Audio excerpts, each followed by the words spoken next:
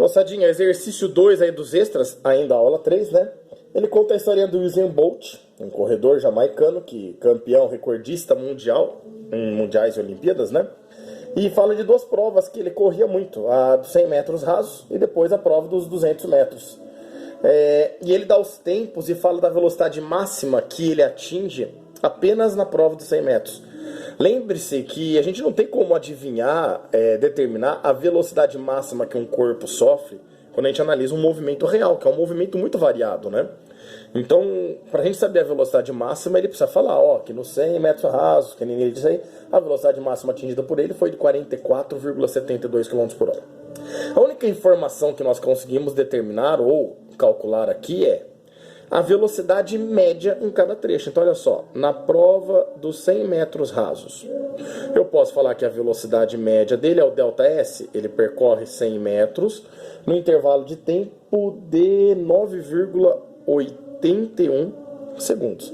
Na hora que você faz essa conta, você vai descobrir que a velocidade média dele dá aproximadamente 10,19 metros por segundo. Isso na prova dos 100 metros. E na prova dos 200 metros? Na prova dos 200 metros, obviamente, a velocidade média é o ΔS, que vale 200, dividido pelo tempo que ele demorou nessa prova, que é de 19,78 segundos. E aí você vai ver, fazendo continha aí, que essa velocidade média dá aproximadamente 10,11 metros por segundo. É pouca diferença, mas percebo que a velocidade média nos 100 metros rasos é maior do que a velocidade média nos 200 metros. Fechou? Dessa forma, olha as alternativas. Item A.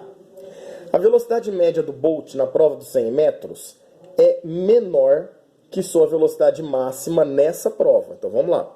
10,19 metros por segundo. Se a gente for passar para poder comparar, né, com os quilômetros por hora, seria importante a gente também passar para quilômetros por hora. Então a gente teria que multiplicar por 3,6, certo? Isso daí dá uma velocidade aproximadamente de 37 km por hora, arredondando. Então aqui, nós multiplicamos por 3,6 para passar para km por hora. Percebo que ela é menor que os 44,72 km por hora que o texto garante para nós, certo? Então até aí o item A está certo. Ele fala que a velocidade média na prova dos 100 metros é menor que a sua velocidade máxima na mesma prova. Entretanto, sua velocidade máxima nos 200 metros pode ser maior do que na corrida dos 100 metros. Eu não tenho como afirmar, mas pode ser maior? Pode ser que seja, apesar da média ter dado menor, pode ser que ele tenha dado um pico de velocidade na prova dos 200 e a máxima ter sido maior. Então, de cara, a alternativa correta para nós já é A. Tudo bem?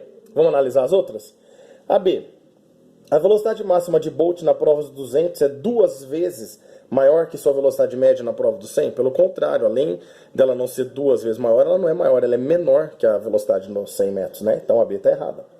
C. A velocidade média de Bolt é maior na prova dos 200 do que na dos 100? Não, é o contrário, é maior na 100 do que na 200. D de dado. A velocidade máxima de Bolt na prova dos 100 é maior que a velocidade máxima de Bolt na prova dos 200. Eu não tenho como afirmar. Ele precisa dar informação da velocidade máxima na prova dos 200, tá? A gente pode ser que seja maior, pode ser que seja menor. A gente não tem informação para isso. E aí, a velocidade máxima de Bolt na prova dos 200 metros pode ser calculada utilizando as velocidades máximas e média da prova de 100 e os tempos das duas provas. Jamais poderemos misturar informações de uma prova com a outra, de um movimento com outro movimento. Por isso que aí está errado. A alternativa correta é A. Fechou?